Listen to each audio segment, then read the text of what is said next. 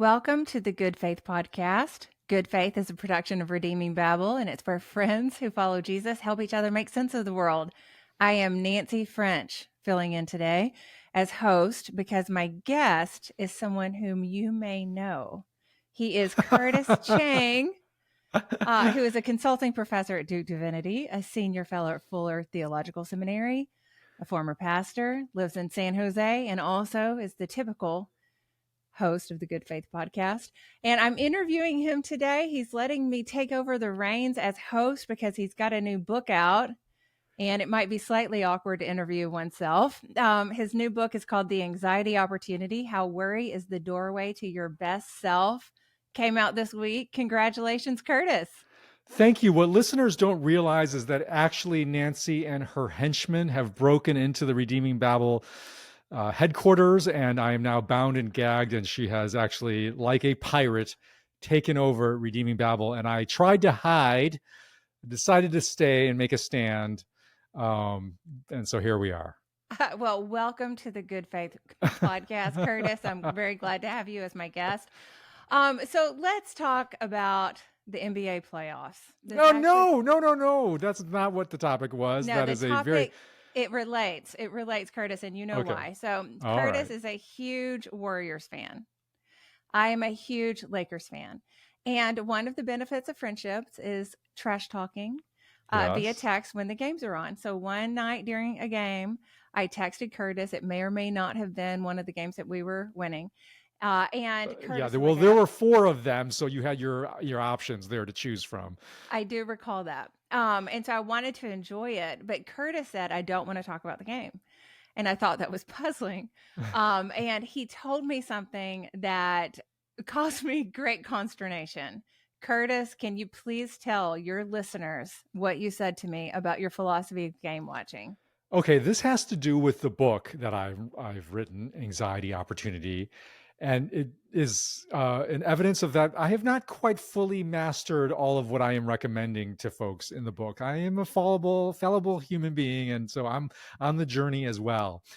Because basically, my approach to watching NBA games illustrates one of the tactics that human beings are prone to with anxiety, which is avoidance. And because anxiety is the fear of some loss, the potential fear of some potential loss. And as I'm watching the NBA playoffs, I have a lot of anxiety because I don't fully trust my team, and results have shown that my team, the Warriors, actually were quite prone to loss and inflicting emotional loss onto fans like me. Now, so one of the ways that we can respond to potential loss is to avoid its possibility. And so that's my strategy in watching NBA games is I will not watch a game that I really care about live, and I'll only watch it afterwards when I know that the possibility of loss has been fully avoided, has been fully guaranteed, because I can see on the ESPN score that my Dubs have won. And only then will I subject myself to the experience of watching that game. So there you have it. Okay, so this is very new to me. I've been thinking about it ever since. Because normally when people record their games, they're like trying to stay away from Twitter, from the news. They fastidiously avoid all mentions of score or outcome, but that's the opposite. You need to know the final outcome in order to feel comfortable to watch it, right? That is correct. Yes. Okay, so we have established that Curtis might have some anxiety as it pertains to the Warriors. Sports anxiety. Yes. Sports anxiety. Yes, and there's a lot of different anxieties, Yes. which I read about in your book, actually. But tell us, why did you write this book? It seems like anxiety is something that you've actually experienced and are experiencing, although rest in peace, Warriors. I'm experiencing them now as a Lakers fan. But so why did you write the book? Is this something that you've been struggling with your whole life, or what's going on?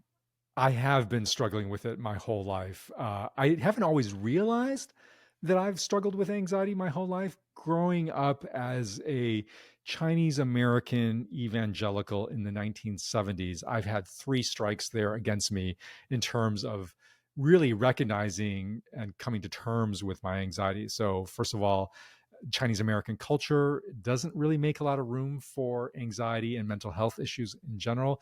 You add onto that the evangelical culture, which we can talk about in a moment, has its own barriers to actually recognizing and accepting anxiety. And then in the 1970s, we were just not as aware as a broader culture of anxiety as a mental health condition. And so growing up, I realize now, and I write about this in the book, I was actually a fairly anxious kid. I just didn't have the categories to make sense of this. And that really extended even into my adult life. And one of the things you didn't say in your intro of me, Nancy, is that I am a former senior pastor of an evangelical covenant church in California. And the reason why there's a former there in that title is because of anxiety. That I write about this in my book also, that in my first year of after becoming the senior pastor of this church, I experienced a lot of anxiety about fear of the church was going to decline in numbers and giving.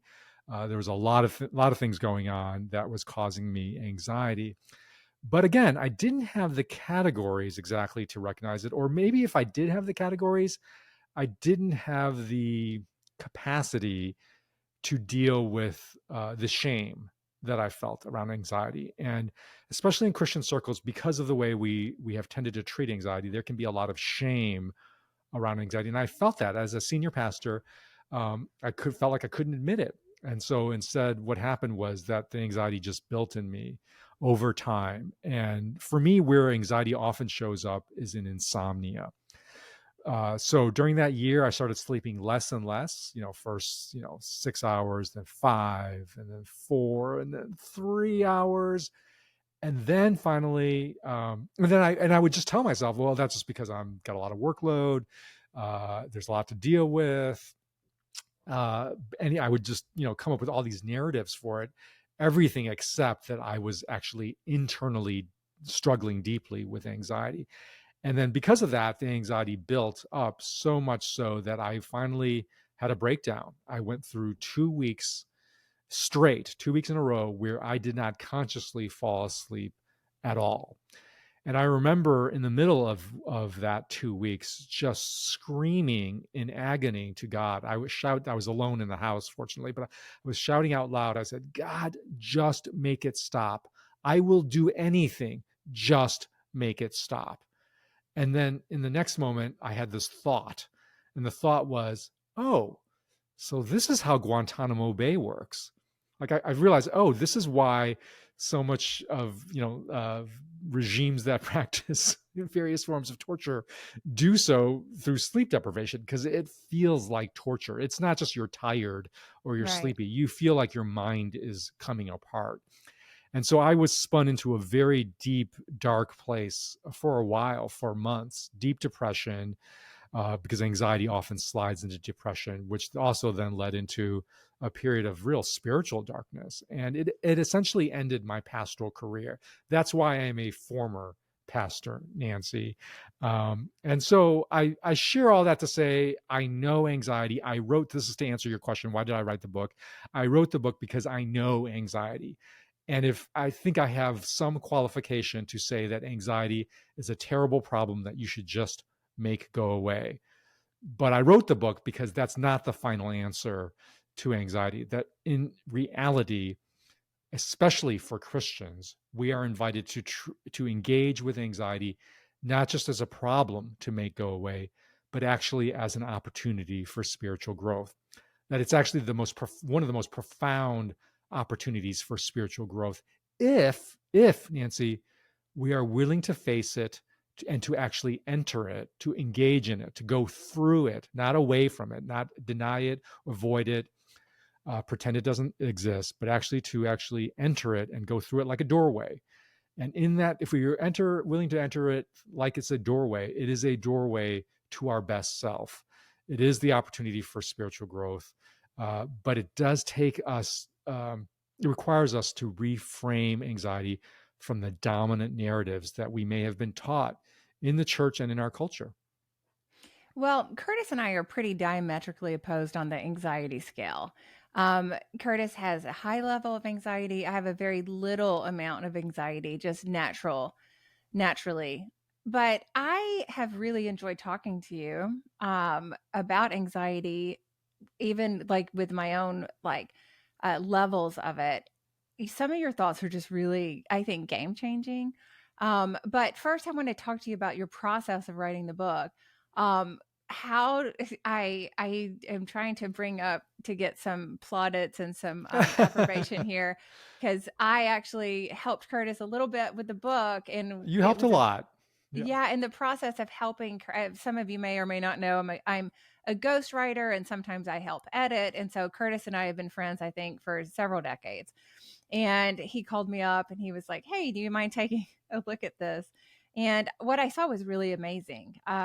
I found a lot of very helpful information in it, and I immediately said yes. And we had an interesting several months working on it. And I had the opportunity, listeners, to actually plumb the depths of Curtis's insights on anxiety in a way that now you have the opportunity to do by reading the book. The book is really fantastic.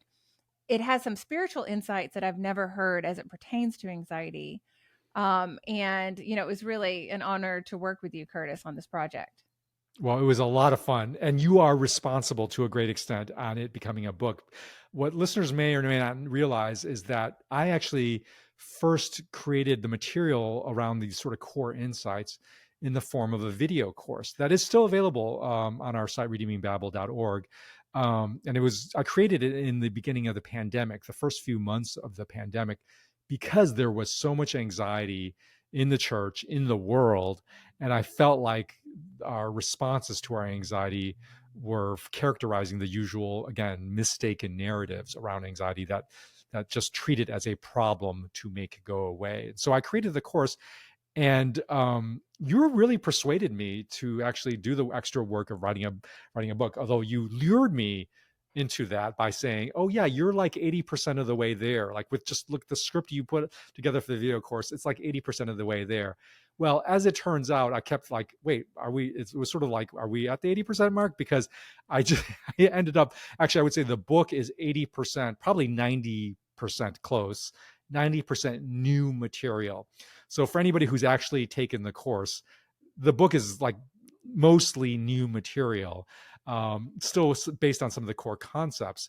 But I would say almost really the best way to experience the material is to read the book first and then take the course, especially taking the course with other people, because the course is really designed for small groups to go through it. So, but it was a great illustration of just the value of books, because the process of writing the book kind of gave me this room and this space. It was an opportunity to actually delve more deeply both into the theological concepts, but also the stories. I just realized I had so many more stories that I couldn't tell in the form of a video course that helped illustrate this and hopefully make the concepts accessible and relevant to people's lives, because they read about my own experiences with them. Yeah. And so, why don't you talk about this? If you're someone who is so plagued with anxiety, or at least you have been in your life, why should someone go to you for advice on anxiety? Yeah. Well, one, as I said, I'm talking and making sense of anxiety from within, from inside, from somebody who Mhm. has experienced this. I'm not coming outside and just throwing out prescriptions that don't work, that haven't been relevant, that isn't born out of suffering. And by the way, I do think that, I've come to realize that, I increasingly realize I want to trust people who have suffered, because there's something about suffering that actually proves that what you have to say is born out of real experience. And anybody who is teaching about anxiety but hasn't really suffered it, I'm a little hesitant these days, or anything really. So I may Yeah. suffer of anxiety. I'm writing it from within, and I think I can honestly claim that if somebody that I would have a standing to just claim that anxiety is awful, it's terrible, you should just avoid it. But the fact that I have experienced anxiety actually as the most powerful opportunity for spiritual growth for me, I invite readers to actually say, I know what I'm talking about. And then finally, in addition to being a sufferer, I'm also a theologian. And so how I make sense of the world and the world of including my internal world of anxiety, I make sense of it through Jesus and the scriptures. And so the book is not just me telling anecdotes, it's me telling anecdotes that line up with the teaching of scripture and the life of Jesus, the life, death, and resurrection of Jesus. And so it's a deeply biblical and theological and also personal sense making exercise that I engaged in, which is the product of which is the book. And it's a book that I'm really super proud of, and I'm excited, and I think it's something that is relevant for large numbers of folks, for pretty much everyone, really, because I actually think this is the one book I will write in my life, Nancy, that I can genuinely say is relevant for everyone. I mean, a lot of what I care about, I can be a little nerdy. It can be a little, especially theologically oriented for people who really, really care about theology. This one is relevant for everyone because everyone, including you, Nancy, including you with your, your relatively lower levels of anxiety, is still relevant for it because we all suffer from anxiety. It is the natural human experience of the human reality of loss. And so if you're human and you're going to experience loss, which is saying the same thing, all humans will experience loss, you're going to experience some level of anxiety. And I believe this book helps you make sense of that experience. Well, I think that whenever someone like you have a problem, you also have so much wisdom, or at least there's the possibility of so much wisdom. So like if I had written a book about anxiety, it wouldn't be pertinent because I don't have the same struggle with it. I haven't thought about it until honestly I read your book. And so I think the fact that you've struggled with it, it really does commend you to speak to it. And as you brought up, the fact that you're a biblical scholar. There was something in the book that really struck me. You go through the Gospel of Mark and you Mhm. evaluate every person that comes in contact with Jesus and evaluate their stress levels, their anxiety levels. Can you talk about that? Right. Well, so let me set up the background why I did that exercise. So the exercise that I did was evaluate people who approached Jesus in good faith and primarily as individuals. And I found in Mark there were 29 examples of these people. And I wanted to see how many of those people approached Jesus as anxious people. And the reason why, before I give away the results of that, the reason why I did that is because of this dominant narrative in scripture that anxiety is a problem that we have to make go away. And that we have to make go away before we can actually, encounter Jesus, because otherwise Jesus is standing there with his finger wagging at us saying, you shouldn't be anxious, do not fear. And so we're like, oh, I guess I shouldn't be anxious until I'm not anxious, I can't really be with Jesus because he's kind of upset with me or disappointed in me in some way. And that really gets to these two dominant ways that we can fall into this trap of thinking that anxiety is a problem that we have to make go away first before we can actually experience Jesus. And the two ways that are present in the church are pray anxiety away or prescribe anxiety away. So in the pray anxiety away, we are taught that anxiety is a sin, or at least a character flaw, or a lack of faith. And therefore, we have to pray anxiety away, and then we can come to Jesus. The prescribed anxiety way is for in the kind of body of the church that maybe it doesn't go so far as to stigmatize anxiety as a sin, but we'll just treat it as a mental health problem that we outsource to secular mental health and we prescribe it away with medication or therapy. And as I've written in the book, I believe in the value of medication and therapy. I've had it myself. I've gotten those prescriptions myself, and they can be helpful in reducing anxiety symptoms to a manageable level. But both the pray anxiety away and the prescribe anxiety away miss the central biblical vision of anxiety as actually something that is an opportunity to meet Jesus, that actually is the meeting ground of Jesus. And to show that, I show that in the book of Mark, as an example, out of those 29 examples, you can make the case, a very strong case, that textually, well over half of them, 14 of them, show textual examples of people who are anxious as they approach Jesus. They are in fear. They are worried. Something about the text shows that they are anxious. And another 13 would show that you can make the case that there's anxiety there. Maybe it's not exactly there, but you can infer it from it. And I give examples of that. So the 27 out of 29 cases of people approaching Jesus are approaching Jesus probably via their anxiety. And I do that work to show people, look, anxiety is normal. It's natural. It's embedded in human experience, and it is the meeting ground for Jesus. It is primarily where we encounter Jesus in our anxiety. So rather than trying to treat it purely as a problem that we're supposed to make go away, either through prayer or prescription, let's embrace it, let's enter it, let's engage in it precisely as the opportunity for meeting Jesus. But Curtis, I've sat in church pews my whole life, and I've heard one verse in particular over and over and over. Do not be anxious about anything. I think it's Philippians 4:6.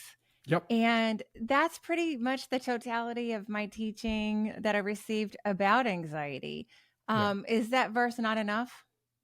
That verse is mischaracterized if we and misunderstood if we treat it as a verse that is just telling us, look, you can just sheer willpower make or through prayer make it go away. And it's important to look at that verse. First of all, it doesn't actually promise that all anxiety will go away. It says, don't be anxious. And we'll talk a little bit about what it means to not be anxious, because it doesn't mean that you won't have anxious thoughts. The promise is that the peace of God, verse 7, the promise is the peace of God, which transcends all understanding, will guard your hearts and your minds in Christ Jesus. That's not the same thing as saying you will never feel anxious again. Rather, the idea is that the peace of God can guard our hearts and minds in Him. And that's that. In other words, our anxious thoughts can be held, can be guarded, can be held. I think is a great way I describe it in Jesus. But it's not saying we won't ever experience any anxiety. And as another further evidence that that's not how we should read that verse in Philippians 4:6, Philippians 2:28, just a few passages before that, Paul is talking about how anxious he's feeling. He's anxious because Epaphroditus is not with him, and he uses the very same sort of words to describe anxiety. He says, I'm anxious about Epaphroditus. So it would be very strange if Paul, having just said how anxious he is turning around and saying in verse 4:6, and by the way, anxiety is a sin that you should not feel, and so just don't be anxious. If he just very, very, few verses earlier had just talked about how anxious he was. And so there's something else going on with that verse other than it's meant to be a clobber verse that clobbers us into shame about our own anxiety. And so, yeah, I think that's a misteaching of Philippians 4:6. That's really fascinating. Okay, so here's a question. So if the church gets anxiety wrong through various ways, if a person reads your book, is there anything in there that is more practical, like practical suggestions that take it down a notch from this theology, which I am sure all of our good faith listeners appreciate? Is there stuff in there that just normal people who are listening can do? Yeah, there's some very practical things that are throughout the book. I give you an example. One of the ways that I invite listeners to deal with their anxiety is first of all, and I do think making sense of it is really important because it actually leads to the practical stuff that really works. So how does Jesus make sense of anxiety? I lead the readers in the book through Jesus' teaching on the Sermon on the Mount, especially in Matthew 6. And this is the do not worry passages. And again, that's not Jesus right there is not just saying, don't worry, and just, you should be ashamed of yourself if you're worried. He's actually helping his listeners make sense of anxiety. And he describes anxiety really as the fear of some future loss, some loss of something that they'll lose in terms of their food, their drink, their provision, what they'll wear. And the interesting thing is Jesus is diagnosing their anxiety as a fear of a future loss, right? It's what you will lose, what you will drink or not drink, what you will eat or not eat, what you will wear or not wear. And he says, don't worry about tomorrow, verse 34. And right there, Jesus is diagnosing anxiety at its essential nature, that it is the fear of some loss, but that loss is about tomorrow. That loss is about the future. Anxiety hijacks us into the future to where we fear some future loss. So then if we've made sense of anxiety as, oh, okay, it's the loss of some future thing where anxiety has taken us into this future scenario, what's an immediate practical defense against this hijacking? Well, Jesus provides that. He says, look at the flowers on the field. Look at the birds in the air, right now, right around you. He's asking his listeners to get present, to leave the future and resist that hijacking of the future, but rather get present. And why do we get present? Well, when we get present, one, we're not letting our minds being hijacked into scenarios of future loss. And then secondly, we can get present to God, because that's really what Jesus is doing there. He's saying, pay attention to the here and now. And if you do that, perhaps by paying attention to creation, to nature, you will be led into the realization that your Father, Heavenly Father, verse 32, your Heavenly Father knows you and knows all that you need. And so this move from the future to the present and helping us get present, where we can get present to God through things like paying attention to creation, are some very practical steps. There are other examples I use. For example, mindful breathing, which mindfulness has been something that's very popular in popular secular culture. And I think Christians can get a little wary and like, is this new age? Is this really biblical? And what I'm doing in the book is showing that a lot of these really helpful moves, like paying attention to creation or practicing mindful breathing, actually have very strong biblical origins, have origins in Jesus himself, that it's really secular culture that has been borrowing from some of these biblical insights.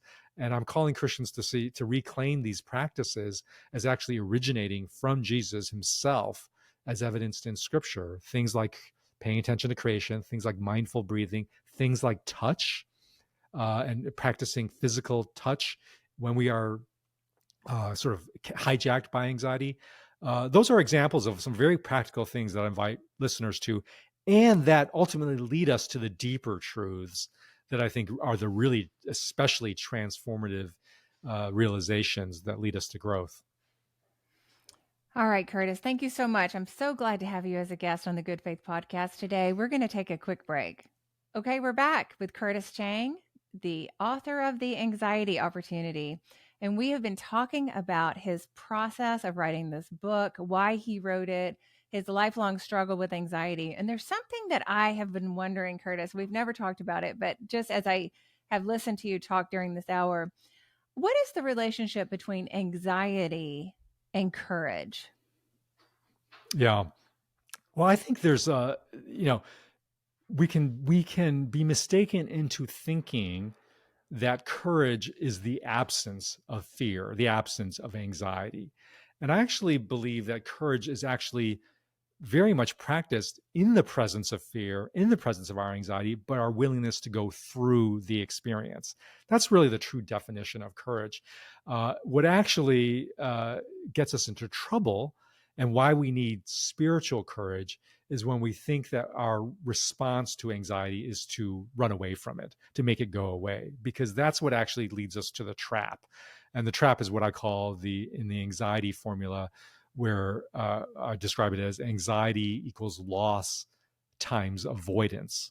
So this is where, if we are thinking that we want to avoid anxiety, we think, well, then that means avoiding loss, because that's really what anxiety is. It's, again, it is the fear of some future loss.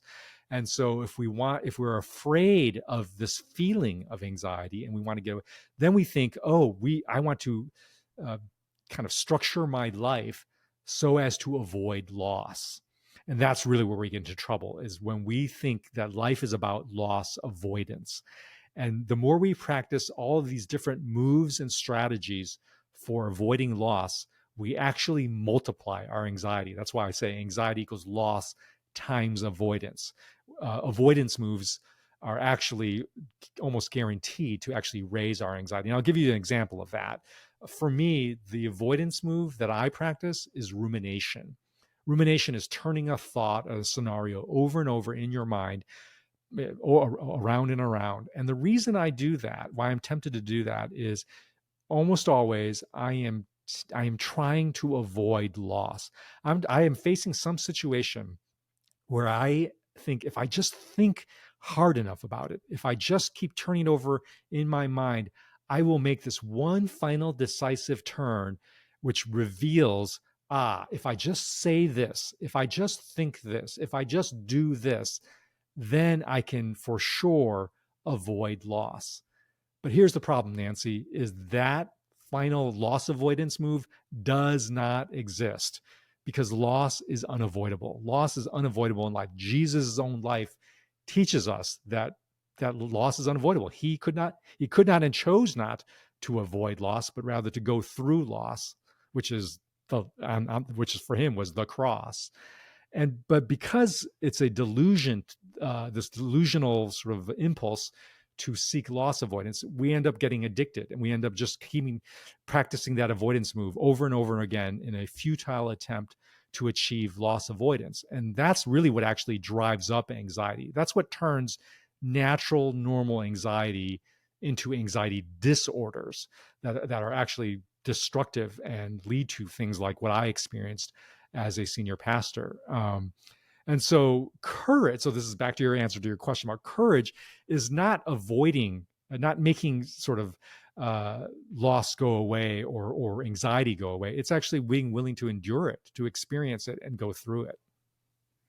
Yeah, as you were talking, I was just thinking about the lion on The Wizard of Oz, Yeah. like how he's so skittish and he's paralyzed from action at the beginning of the movie. And it just made me think about, okay, like if you are anxious, does it mean that does that actually prohibit you from doing the things that you're called to do or even just cool things?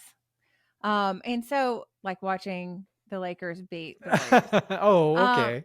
yeah, no, but tell us the story of a time because I know this is something that you currently struggle with. It's not just in the past, but tell us a time where you needed to overcome anxiety to do something that you needed to do, something that you felt God was calling you to do.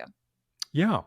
Well, I'll speak here to parents out there who are listening because right now we are in the middle of an absolute epidemic of anxiety in all ages, but especially in our teens. The recent CDC reported over 60% of teenage girls have experienced severe distress from anxiety slash depression. 30% have contemplated suicide because of that distress. That is just, so sad and so concerning of a number. What it's important to realize, though, is that it's not just the teenagers who are anxious, because behind every one of those statistics is an anxious parent. Any parent listening to me knows that when your kids are anxious, you are prone to anxiety yourself. That anxious kids make anxious parents, and that's really what I go through a lot. I mean, I have kids who are struggling with anxiety at various levels in themselves, and my temptation is when I am encountering as a parent my own anxious kids, I want to make their anxiety go away.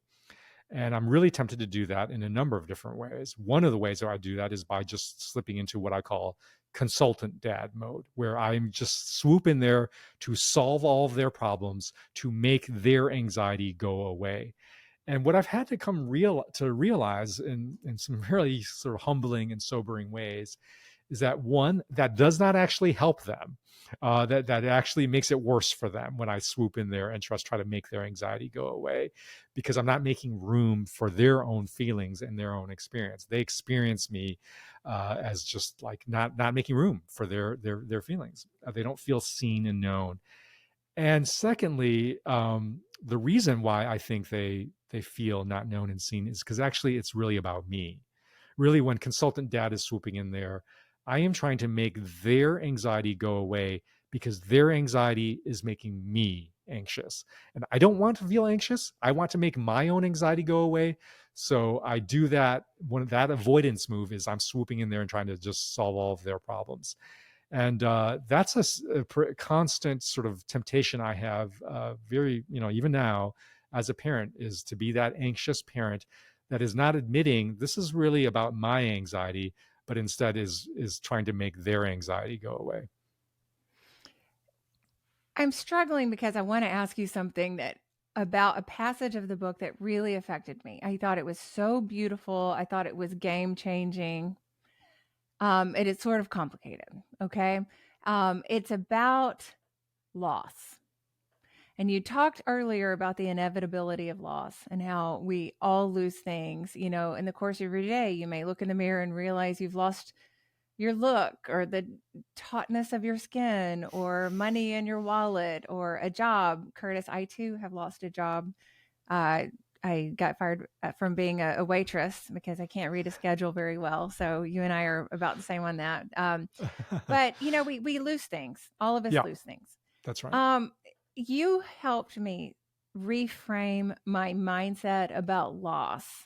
And I would encourage all our listeners just to get this book. There's one chapter in there that is just so beautiful, where Curtis sort of ties in. It's mostly theology, which is not my go-to type of book to read. But when I read it, I felt like this truth was very liberating. Can you talk about getting back what you lose? Right. So this gets to actually what is the distinctive Christian response to anxiety. A lot of what I talk about in the book, I think are very valuable for Christians, and I'm trying to help Christians see things like mindful breathing, like getting present, like physical movement, like touch. All of these things are actually very much congruent with and actually originate from Jesus. But there are also things that secular culture also shares and teaches. The one truth that is distinctly Christian and is the most decisive response to anxiety is the resurrection. This is the heart of the Jesus proclamation that in Jesus, Jesus has died and risen again, and all of those who follow in his name will follow his very footsteps, will follow his pathway through death, not away and around death, not away and around loss, but through loss. And on the other side of loss is resurrection. And it's important to emphasize that resurrection is not the promise of loss avoidance. It's the exact opposite, right? Because we only get to resurrection through loss, through death. That's what resurrection is we die, we lose everything, and then all of it is restored to us, returned to us, not by our own efforts, but through the resurrection power and love of Jesus. That's the gospel. And so we have to tie that into anxiety because, again, I think that just to reiterate, the mistaken belief is that somehow God is some cosmic insurance broker in the sky that exists to actually ensure us that we will never experience loss. It's quite the opposite. We're actually told we will lose all. We are going to follow Jesus and we will take up our cross. We will die. We will lose things. But that if we are able to go through that loss, held by Jesus while we are experiencing that loss, and as we hold on to him, trusting that as we walk through that doorway of loss, both the little losses and the big loss of our life, that doorway opens up to resurrection. And resurrection is when we get back what we lose: our body, our relationships, all of our embodied experiences that we fear losing, what we will eat, drink, or wear, to echo Jesus' teaching on the Sermon on the Mount. When all of those losses are returned to us, not just in its old form, but in an imperishable form, as Paul says, in a glorified form, where their true nature and true glory are given to us, our true nature and our embodied selves and all that we lose. And that's an amazing promise. But again, to reiterate, that resurrection promise means we have to go through loss. And this is why we have to go through anxiety, because anxiety equals loss. So if we're afraid of, and we want to avoid all loss and therefore avoid all anxiety, then it means we're not going to go through it. We're not going to actually go through that doorway, which is the only doorway that leads to true restoration. And this is why we cannot treat anxiety as a solely as a problem, because if we treat anxiety solely as a problem, to make go away, we're saying we want to make loss go away. And if we're insisting on making loss go away, we are closing that door. We are closing that doorway that is marked resurrection, because it's only through loss that we can actually open that door and go through it and get what is on the other side, which is our best self and our best world restored to us. I feel like this has huge ramifications for parents. You talked about consultant dad, how he moves in and tries to fix everything. I have that inclination too. I was just playing with our toddler granddaughter who broke some sidewalk chalk, and she was weeping over the fact that it was broken. And I was thinking, I mean, I had Curtis in my ear about how loss is something that you just have to go through. And I actually look at this as an opportunity to train Yeah. poor sweet 2-year-old Lila Yeah. in the fine art of grieving. Like this Yeah. was a brand That's new right. thing and she Yeah. broke it. And so at first I was thinking, maybe I could tape this, maybe I could super glue it. And then I thought, it's a piece of chalk. I'm not going to do that. And so I started talking to Lila and I said, this is sad. Right. And so what is the Yeah. relationship between grieving and anxiety? Oh, Nancy, I love that example. And that is such a great grandparenting example where you didn't try to sweep in there and just somehow give her the illusion that loss is never experienced, even as a toddler, but to actually grieve it. And that is exactly one of the ways in which Jesus teaches us to hold loss, right? So the opposite of avoiding loss is holding loss. And this is the other formula that I present, which anxiety equals loss divided by holding. This is the resurrection formula, where it's not that loss goes away, but loss is held. Loss is held by the promise, by first of all the presence of Jesus, even in the midst of loss, and then also the promise of restoration. And so I tend to think of grieving as really an important practice of that, because it teaches us that loss is not something that is catastrophically disastrous and unbearable, right? It's when we think loss is unbearable that we want to avoid it and make it go away. But what grieving tells us is, oh, no, it actually is bearable. Grieving is bearing the loss. It is feeling it, is experiencing it, is mourning it, is being sad about it.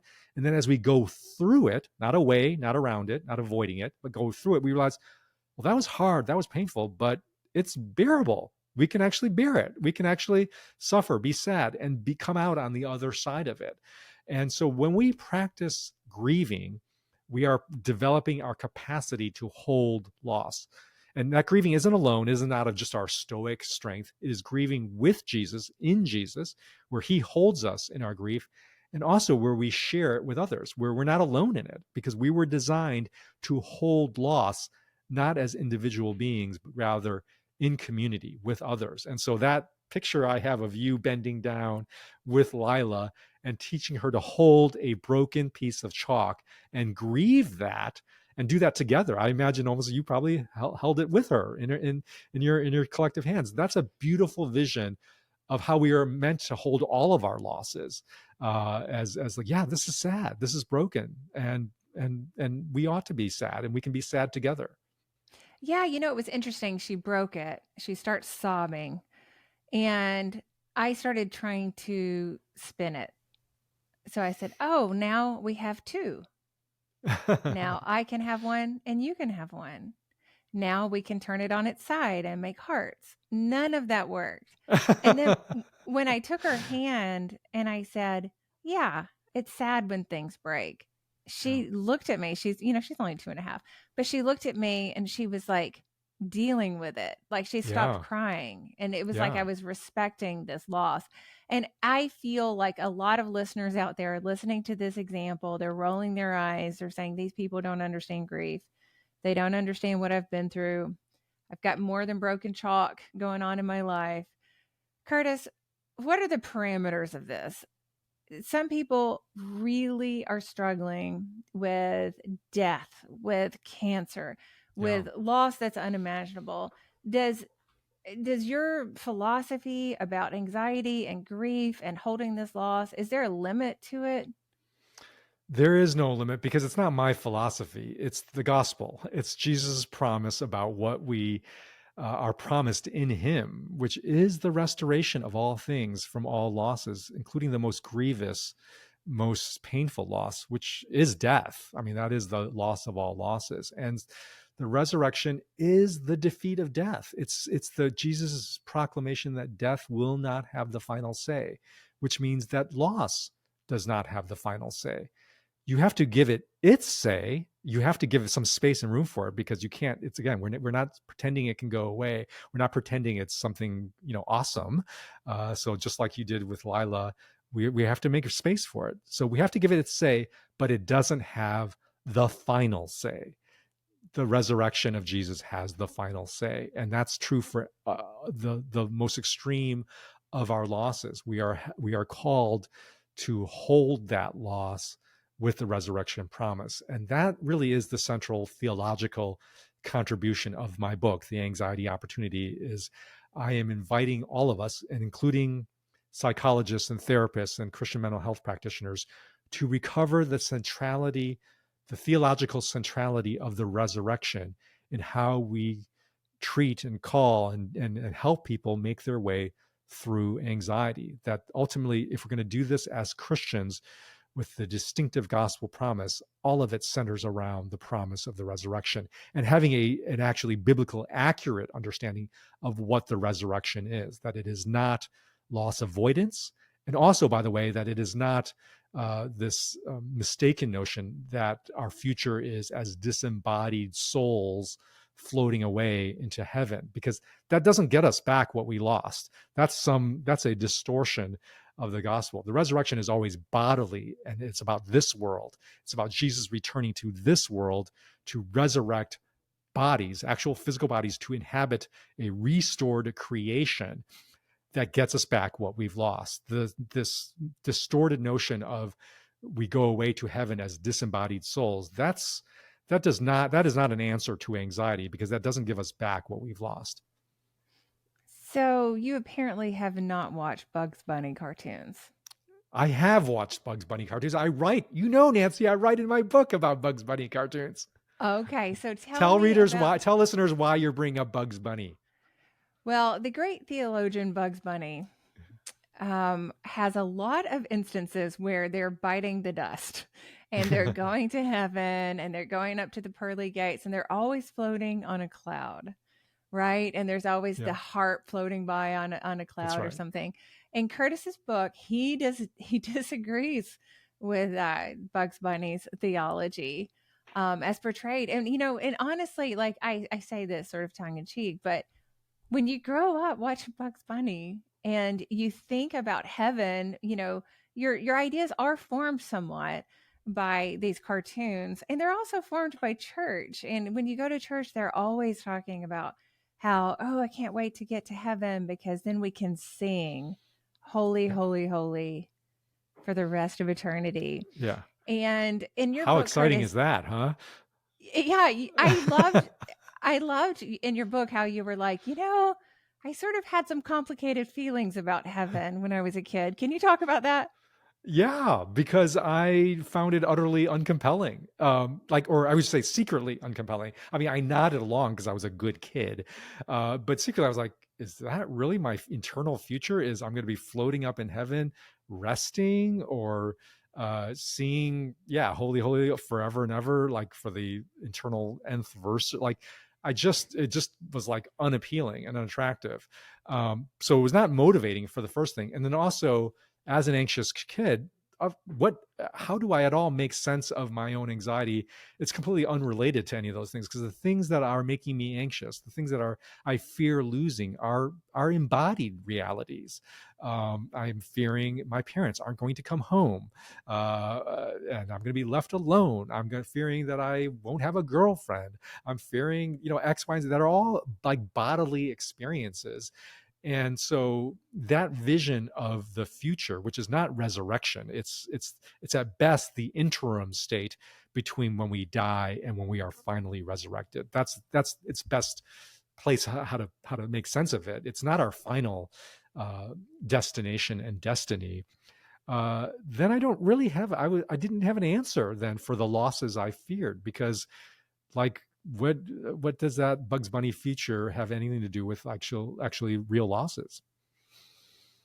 So you're saying that if someone is out there who's recently lost a loved one, you're saying that it is possible.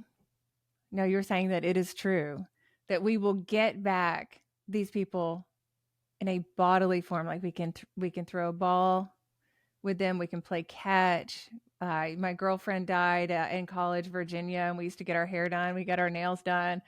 Is Yep.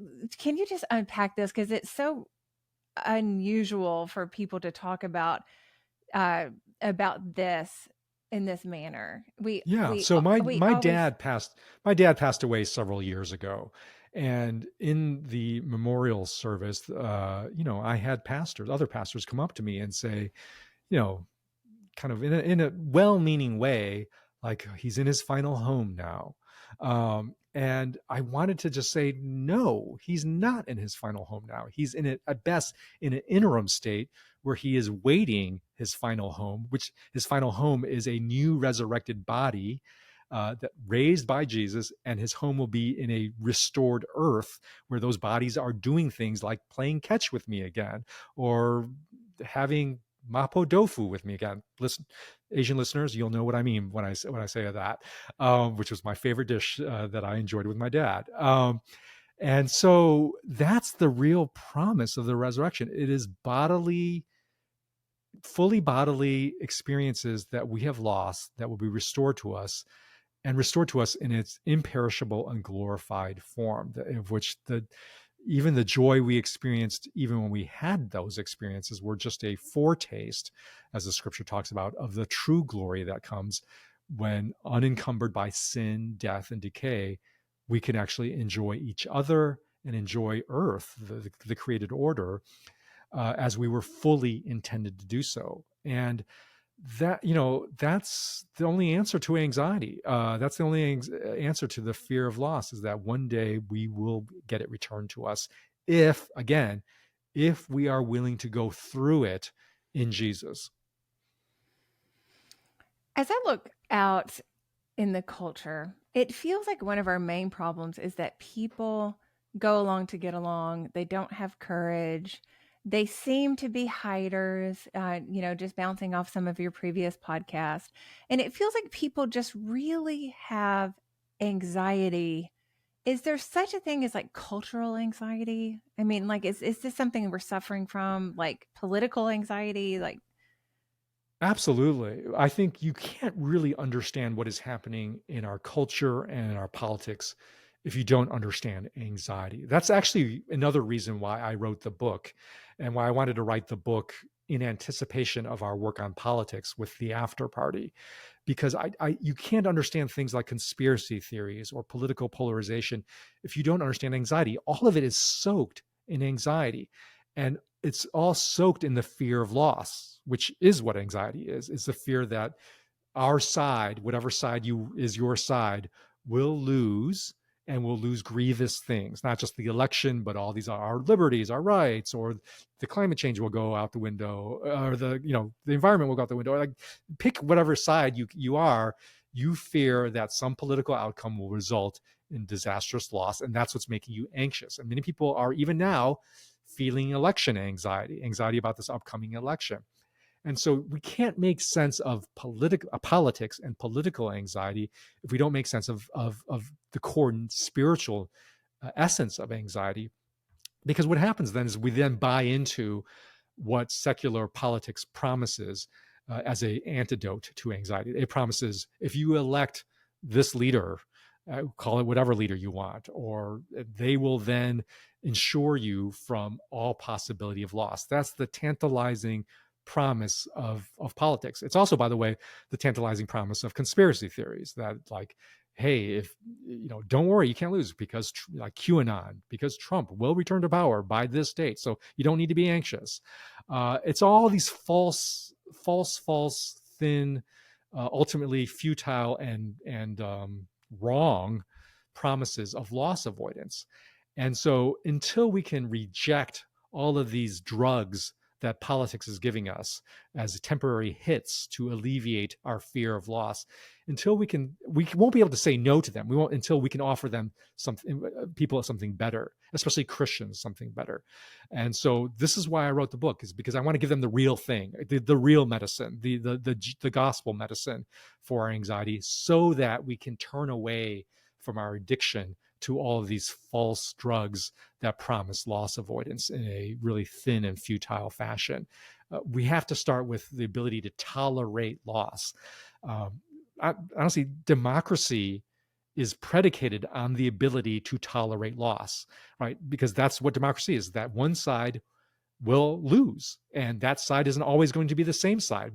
The sides are going to trade off in a healthy democracy in terms of which side loses. And so when one side or another or both start believing that they cannot bear loss, they cannot tolerate loss, then they will engage in various forms of disorders, dysfunctions, in order to get that loss avoidance that they so desperately crave and need. And so this explains why I think a great deal of especially evangelical Christians have gravitated towards all sorts of political dysfunctions, leaders like Trump promising them loss avoidance, is because they're so anxious about cultural loss of religious freedom, loss that their kids are going to grow up in a non-Christian environment and they won't become Christians themselves. They're turning to all these politics and political leaders for loss avoidance, and they will be disappointed, as they already have been, by those promises, because they're false drugs, right? They may at best give you a short, quick hit, and they quickly wears off, and we're back to needing another bigger hit of that false drug. And so I wrote the book Anxiety Opportunities because I want to call Christians to the true gospel, which is the only thing that enables us not to avoid loss, but to actually endure loss, to tolerate loss. Because I think it's what we need as individuals, and it's what we need as a church, and frankly, it's what we need as a society, is to actually, develop our ability to endure and experience loss. Well, as you were talking, it made me think about my political life. The first political memory I have was when Ronald Reagan was elected. I think I came home from kindergarten and saw his, inauguration, and I was so distraught because I thought that there had been some sort of insurrection. If you grow up on fairy tales, you think people are kings, presidents are kings. They Oh. serve for a life. And so I was very disappointed. But that anxiety did cause me to be actually super interested in politics. Of course, I ended up loving Ronald Reagan. But I remember, through the course of my life, I just am thinking about the absolute despair that I have felt. Like, Yeah. I remember when Bill Clinton was elected, I distinctly remember standing in a room. I had a piece of pizza in my hand. I don't know why I was so shocked, but I thought the world is over. America is over. Of Yeah. course I was a kid at that time, but and then when Mitt Romney, David and I spent a lot of time trying to get Mitt Romney elected president. And I remember on that night, if you ever search David and Nancy French Getty images, you'll see us bawling and sobbing on election night. And I really feel like I've had too much emotion invested into politics, but it's because, Curtis, I subscribe to this fallacy that you're describing, which is I am pro life, I am pro military, I believe in all of these things that are super important. I will do anything to make sure that we win. Yeah. Right. And so what you're saying is that and it comes up many times, recently, like, well, I know we shouldn't vote for this guy, but the other guy's terrible and we have to win. So talk to people who are out there who are like, no, Curtis, you're sounding like you have a losing mentality. I do. That I have a mentality that I'm calling people to be able to tolerate and endure and go through loss, that is the only way that you will find a pathway out of an anxiety disorder, whether that's a political anxiety disorder or a individual personal anxiety disorder, and that we come to place our faith in the true promise of God. The true promise of God is not that some political party or political leader will save you from all loss, will somehow deliver loss avoidance from you. That's a false idolatrous promise, because the only thing that a promise we're given is that in the end we will experience resurrection, which is the restoration of all of our grievous losses, and which is the new world, the new earth that God fully intends. That is coming. That will happen. We don't need to fret and fear. It doesn't mean there's not going to be on the way there real losses that we have to go through, real suffering, but it's not going to be the final end of the story. The final end of the story, the way the scripture ends, is with restoration. And it interestingly, it depicts that restoration as a party, as the wedding feast of the Lamb, when Jesus returns and throws this big party when all things are reunited and reconciled and restored. And that's why you came up with a good name for our project, The After Party, because what we're calling people to say is like, look, all these lowercase political parties, they're not the ultimate answer. It's good to be involved. They have their role, but they're at best pointers to the end, which only comes from the true party, the after party, the wedding feast of the Lamb, when Jesus restores all of our losses. And it's that promise of the after party that enables us to experience all of these small losses, ultimately small losses, small electoral, political losses, because we know it's not the end. It's not the final chapter. The final chapter is resurrection. It's the restoration of all things. And this is why the Christians actually have good news to bring into the political realm. In this moment when everybody is describing politics as catastrophic, as cataclysmic, as apocalyptic, as if you lose this election is the loss of all losses, we as Christians should be that presence, that calming presence, patient and peaceful, to be able to say, no, it's fine to take a side, it's fine to root for one side, but all of these loss is bearable, is endurable. First of all, in Jesus, in the moment, and also because in the end, none of these losses are final.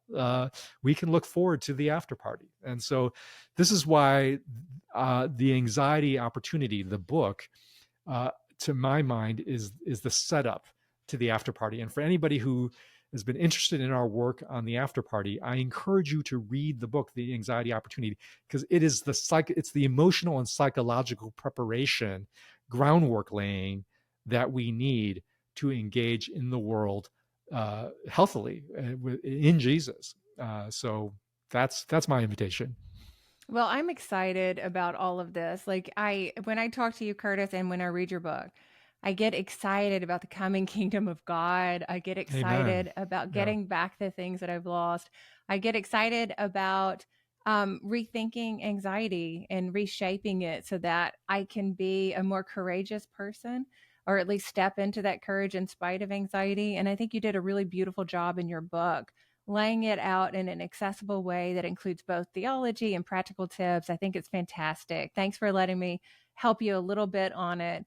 Thank you for letting me take over the Good Faith podcast. I would Wait like a to tell minute, Nancy, listeners. hold on. You know what? Can I just say I'm feeling some anxiety right now, which is in sports figures, people who know sports history will know what I'm feeling some Wally Pipp anxiety. So Wally Pipp was the guy, first baseman, New York Yankees, who took a day off and then was replaced by a player named Lou Gehrig, who proceeded Oh. then to take over first base for the Yankees for like the next 2,000 games or something like that. So I'm feeling a little like you've done a little bit too good of a job as the host here of Oh Good my Faith, gosh. and feeling anxious about my position. But no, we'll have you back both as guest and as a pinch hitter Oh, wow. host in the future, Nancy. Okay, my plan is coming together, listeners. Stay tuned, and you will be able to listen to the insurrection take place in real time, week to week.